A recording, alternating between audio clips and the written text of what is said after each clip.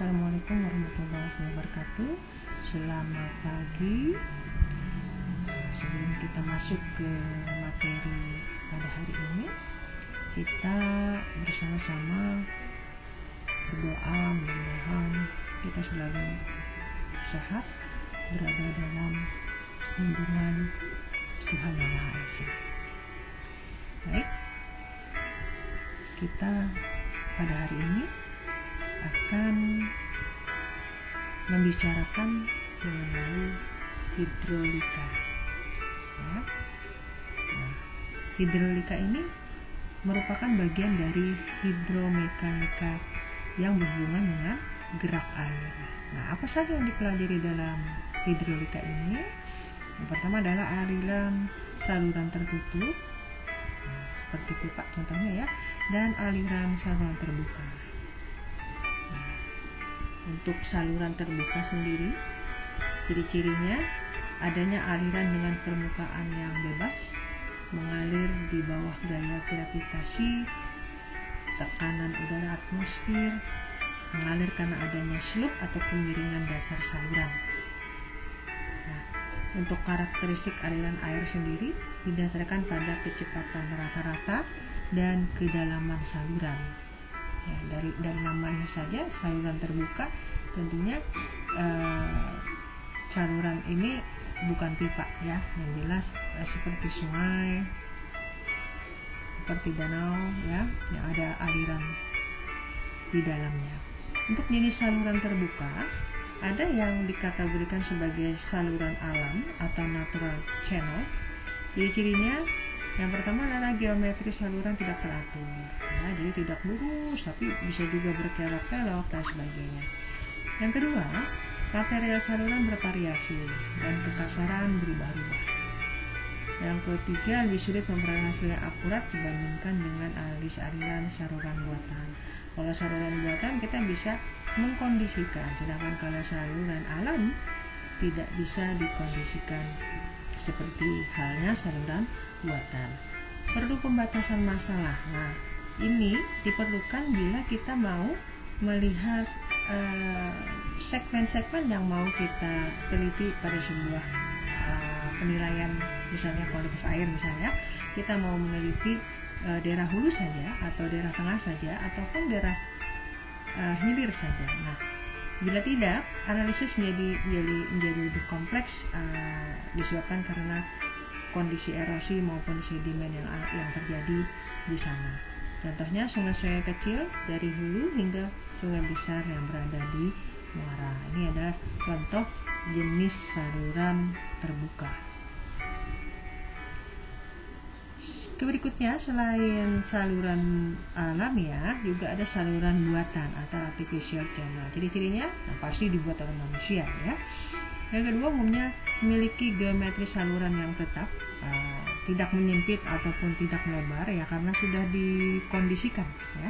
Kemudian dibangun menggunakan bahan beton, semen dan besi. Contohnya bendungan seperti itu ya, dan memiliki kekasaran yang dapat ditentukan.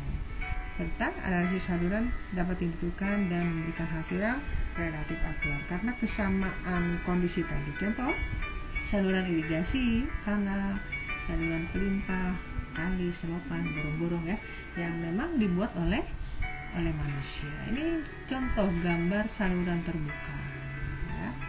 Yang ini berarti sudah termasuk saluran buatan ya, saluran buatan yang dibikin oleh manusia. Oke, ini masih di saluran terbuka.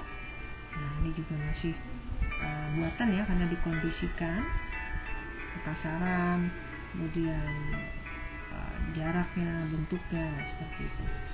Nah, ini contohnya bendungan, saluran terbuka, saluran tertutup dan saluran terbuka. Untuk aliran saluran terbuka atau aliran permukaan bebas dapat digambarkan seperti gambar di sini ya. Sedangkan untuk aliran saluran tertutup atau saluran pipa ataupun saluran bertekanan dapat digambarkan seperti gambar berikut ini. Oke.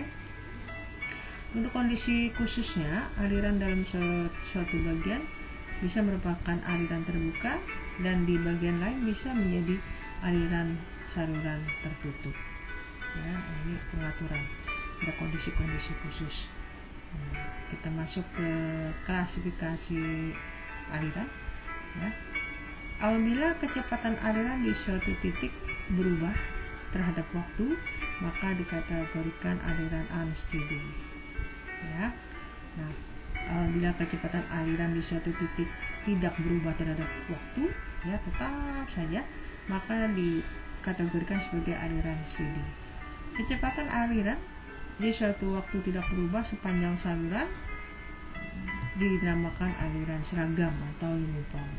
Dan kecepatan aliran pada suatu waktu berubah sepanjang saluran, maka dikategorikan sebagai aliran karet atau berubah.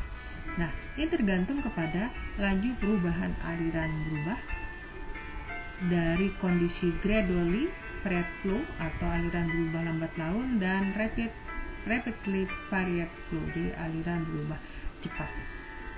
Nah, tadi di sebelum slide sebelumnya sudah dijelaskan bahwa bisa berubah-ubah ya, nanti bisa jadi saluran tertutup, bisa juga menjadi saluran terbuka. Oke, sorry. Nah, kita ke berikutnya nih, ada klasifikasi aliran pada saluran terbuka. Nah, nanti bisa dipahami saja tadi ya, keterangan tadi bahwa aliran permanen tetap aja dikategorikan sebagai aliran steady, kemudian aliran tidak permanen unsteady yang dilihat berdasarkan fungsi waktu. Untuk fungsi ruang ada yang seragam ya, ada yang berubah. Nah, ini nanti bisa dipahami bahwa kondisi ini ada yang sifatnya gradually dan ada yang rapidly, seperti itu. Baik, untuk aliran permanen dan tidak permanen, jika kecepatan aliran di suatu titik tidak berubah menurut waktu. Ini tadi sudah ya, steady flow, unsteady flow. Nah, kemudian penyebaran ini memberikan beberapa keuntungan.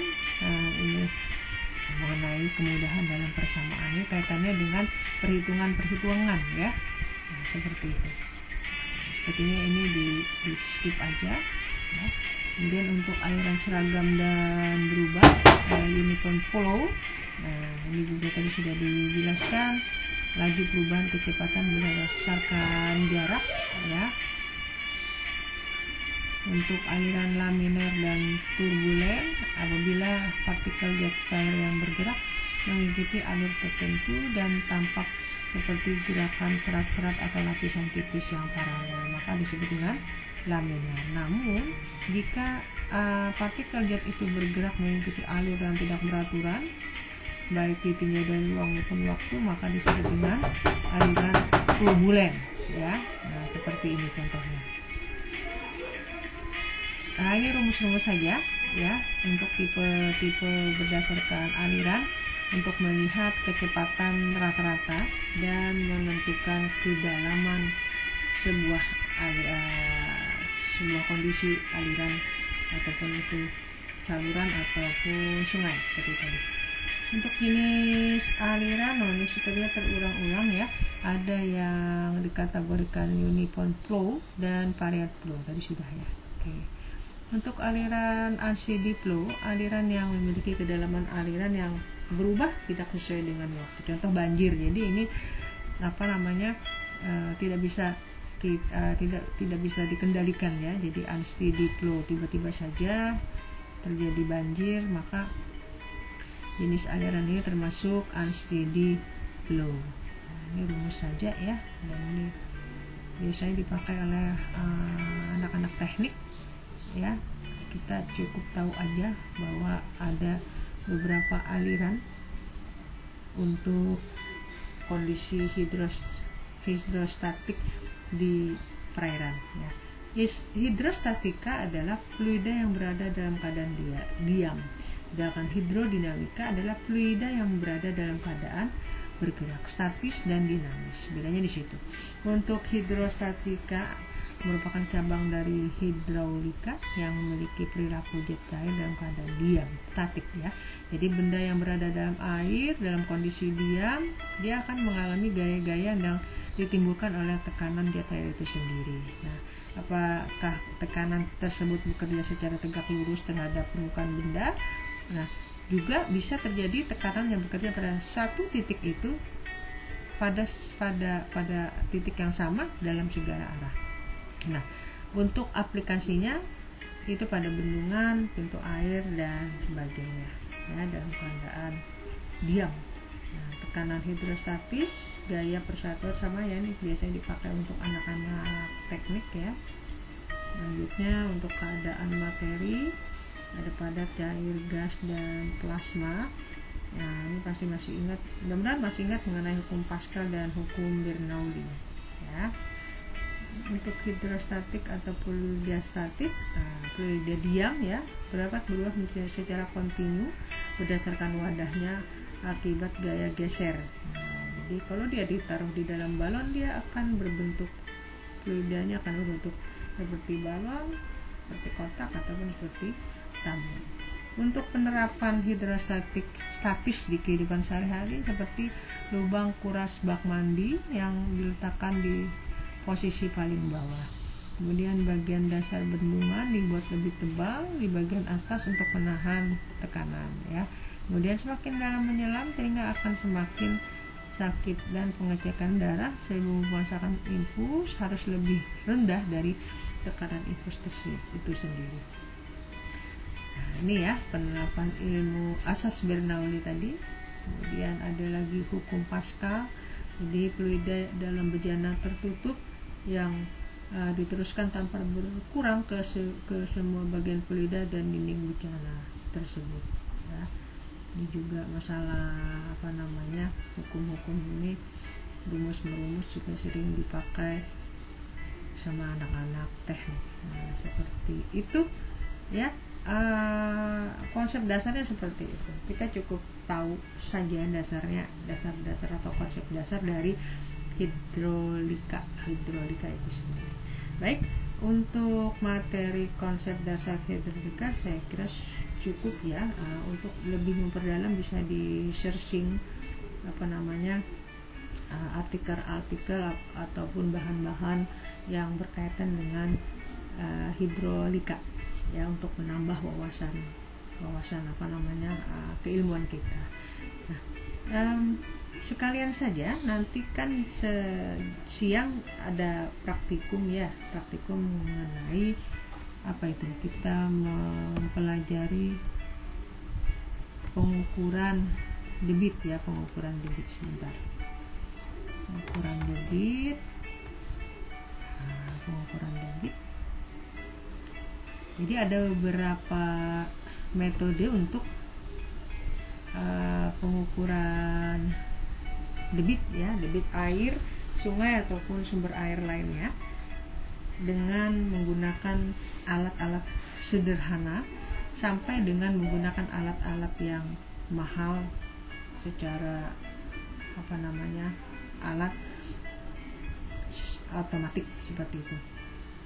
Nah, terkadang petugas lapangan tidak cukup dilengkapi dengan alat-alat pengukuran debit air. Nah, namun dengan segala keterbatasannya, seorang petugas lapangan seorang petugas pengambil sampel terutama dapat melakukan pengukuran dan data itu tetap dikategorikan valid. Ada beberapa cara yang sederhana dapat digunakan untuk melakukan pengukuran debit air sungai ataupun sumber air dalam suatu kawasan. Yang pertama adalah pengukuran debit air dengan metode tampung. Nah, bagaimana metode tampung itu? Jadi metode tampung dilakukan untuk mengukur sumber mata air yang tidak menyebar dan bisa dibentuk menjadi sebuah terjunan atau sebuah pancuran. Nah, untuk alat yang digunakan dalam pengukuran debit dengan menggunakan metode ini, menggunakan alat tampung berupa botol air mineral volume 1,5 liter ataupun alat tampung lainnya, bisa menggunakan ember ya, yang kita tahu volumenya ember itu berapa ya. Kalau ember kecil misalnya isinya 250, nah berarti kita udah tahu dong bahwa alat ember itu atau baskom itu volumenya seperti itu ya. Yang paling praktis memang kita menggunakan botol air mineral lah, karena udah tahu ya volumenya berapa. Nah, berikutnya adalah stopwatch. Stopwatch digunakan dilengkapi ataupun menggunakan alat ukur lainnya seperti handphone misalnya, boleh ya, yang dilengkapi dengan stopwatch. Tanda tulis jangan lupa untuk mencatat hasil pengukuran yang dilakukan. Untuk langkah-langkah pelaksanaan pengukuran menggunakan metode ini, setelah kita menyiapkan alat tampung yang telah diketahui volumenya, yang berikutnya bentuk aliran sebagai pancuran atau terjunan untuk memudahkan pengukuran. Jadi aliran airnya dibendung ya, kemudian aliran air tersebut disalurkan melalui atau menggunakan bambu ataupun potongan pipa ya untuk ditampung.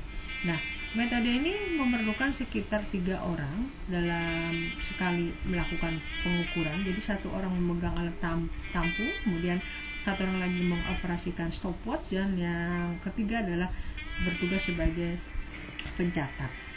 Nah, berikutnya proses dimulai dengan aba-aba dari yang memegang stopwatch pada saat penampungan air dimulai, dan setelah selesai alat tampung sudah terisi penuh sesuai dengan volume yang kita siapkan tadi, misalnya botol volume 1,5 liter sudah penuh, terisi penuh, maka waktu yang diperlukan mulai dari awal penampungan sampai dengan terisi penuh dicatat sebagai T dalam form pengukuran, kemudian dilakukan sebanyak 5 kali untuk koreksi ya, dan hasil pengukuran dirata-ratakan untuk mendapatkan T rata-rata.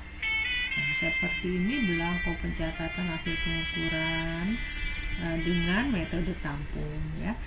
Pokoknya seperti ini, sederhana saja. Jadi setelah tercatat semua, kemudian dijumlah dan dirata-ratakan. Nah, ini rumus yang digunakan. Waktu rata-rata merupakan hasil pembagian antara jumlah total waktu pengukuran dengan jumlah pengulangan pengukuran.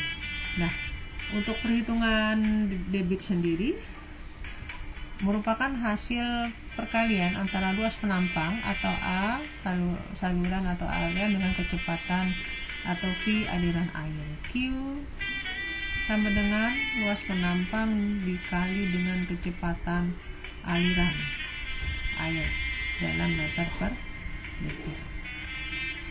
Oke.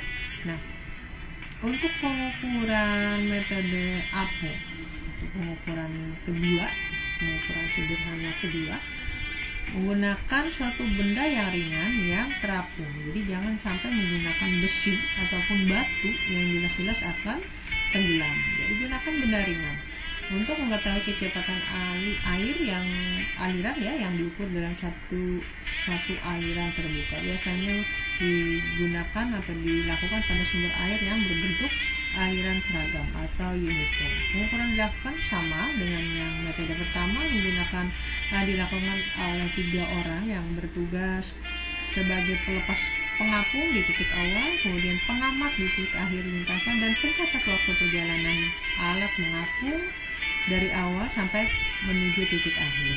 Nah, pengukuran ini dilakukan dengan cara menghanyutkan benda terapung tadi pada titik tertentu sebagai titik start ya, kemudian dibiarkan mengalir mengikuti aliran air sampai batas waktu tertentu ya, batas titik tertentu, titik yang telah ditentukan sebelumnya, sehingga diketahui waktu tempuh yang diperlukan benda terapung tadi dengan bentang jarak yang ditentukan tersebut. Misalnya kita menggunakan tali sepanjang 2 meter misalnya ya.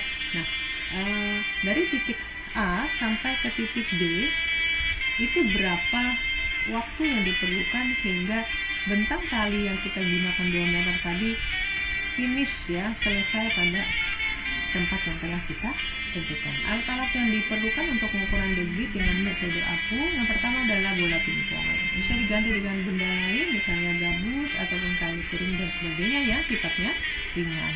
Yang kedua, stopwatch. Alat ukur lain juga boleh yang dilengkapi dengan stopwatch, misalnya handphone. Dan selanjutnya alat ukur panjang, meteran atau tali plastik yang kemudian diukur panjangnya dengan meteran. Langkah-langkah pengukuran dengan metode ini, yang pertama adalah pilih bagian aliran yang tenang dan seragam ya. Jangan sampai yang ombak atau alirannya sangat-sangat masif ya, sangat-sangat tidak seragam antara kiri maupun kanan ataupun depan maupun belakang. Jadi pilih yang tenang dan seragam. Hindari aliran yang memiliki pusara air ya. Nanti keputar-putar aja, nggak bakalan bisa kita menghitung titik A ke titik B ya. Yang berikutnya, tentukan dulu panjang saluran atau lintasan sungai yang dibatasi titik awal dan titik akhirnya ya. Ini berapa sih kira-kira panjang aliran ini misalnya. Kemudian bersihkan bagian aliran tersebut dan bentuknya menjadi aliran yang lurus dengan penopang aliran yang memiliki kedalaman yang relatif sama.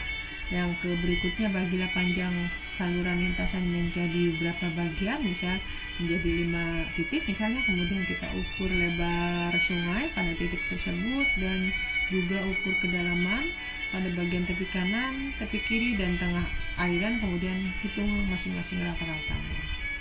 Yang berikutnya, hitung luas penampang rata-rata seperti pengukuran. Kemudian gunakan benda apung, baik itu bisa berupa bola pingpong, kayu kering, gabus dan sebagainya, yang dapat mengalir mengikuti aliran air dan tidak terpengaruhi oleh angin. Memang ini adalah murni gerakan dari air itu sendiri. Selanjutnya, lepaskan benda terapung tadi dari titik lintasan awal bersamaan dengan menekan stopwatch tanda start ya. Kemudian tekan kembali stopwatch sebagai tanda kita menghentikan penghitungan waktu pada titik air lintasan dan hitunglah waktunya atau T. Ulangi pengukuran sama 5 kali ulangan ya. Kemudian catat waktu tempuh benda apung, hitung rata-ratanya. Hitung kecepatannya P menggunakan variabel luas penampang rata-rata atau A dan waktu rata-rata T sesuai dengan rumusnya. Nah, dengan itu kita bisa menghitung debit air yang mengalir sesuai dengan rumus ya. Nah, ini rumus penampang.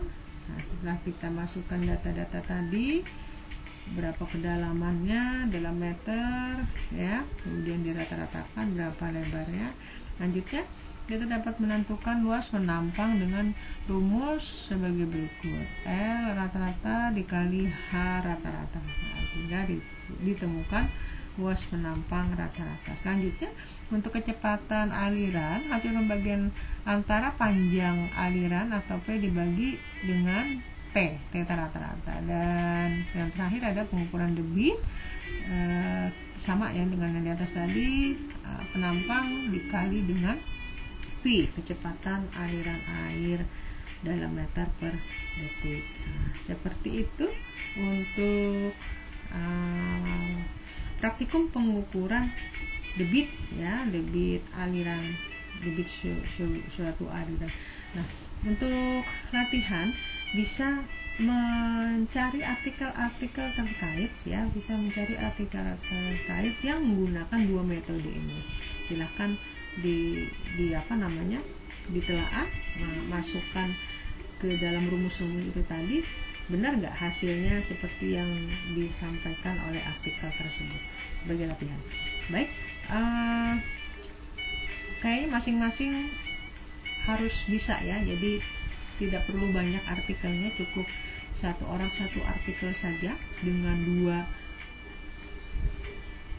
nggak bisa ya, harus kalau misalnya artikelnya itu membahas 2 ya, keduanya tadi metode 1 metode 2 dalam satu artikel, silahkan ambil artikel itu. Namun apabila artikel itu cuma membahas metode 1 saja, kemudian artikel lain membahas metode kedua, berarti otomatis harus 2 artikel yang ditelaah ya.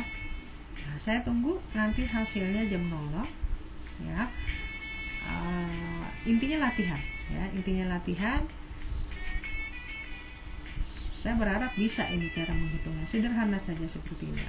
Untuk apa namanya, kalau bisa, kalau misalnya kesulitan menemukan artikel misalnya ya, boleh menggunakan angka-angka yang angka-angka yang pokoknya tentukan sendiri deh.